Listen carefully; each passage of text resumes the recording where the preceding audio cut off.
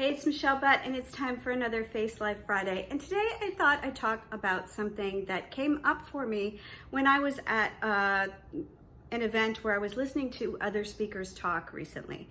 So one of the speakers was talking about this concept of how your mind is like a GPS, where if you give your mind a specific goal, then it is going to map out the route for you. Or if you give your mind a general goal, then it'll get you as close as it can, but it needs that specific reference point to tell you where you want to go. So for example, if you want to say, I want to go to New York, your GPS in your car is going to take you in the vicinity of New York, but not exactly where you're going. And if you want to go to the Empire State Building, that is a much clearer goal and you'll get much better directions. And I thought, wow, this is an interesting concept. I really love this.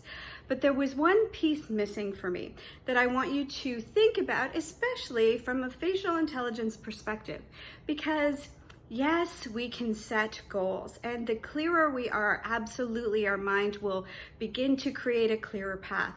However, unless you actually get into a vehicle or start moving in one way or another towards that goal, you actually employ the transportation method, you aren't going to get to the place where the GPS is telling you to go. So I often go into my Google Maps and Google a place, but unless I get into my car and go there, I'm not going to get there. And so one of the things that happens is when we set that goal, we hop into someone else's car and we follow their map, or we drive the way they drive, or we hop on the back of their bicycle instead of getting into their car, or we take, a bicycle instead of a plane. That kind of thing is what I'm talking about in terms of goal setting and facial intelligence.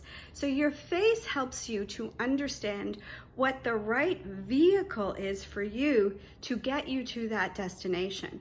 So if you are very sagey, then you have to get into a vehicle that helps you access all of your creativity to get to that place so that you actually want to continue that journey.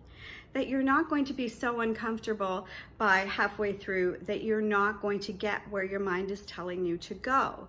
And by contrast, if you are, for example, a royal, then you will have to take a mode of transportation that gives you lots of control. So you may not want to go where someone else is behind the wheel, for example. You may want to be the driver. So each face and each archetype tells you what mode of transportation you need to use to best follow that route to your goal, actually get there, and do that in a way that is the most comfortable and enjoyable for you.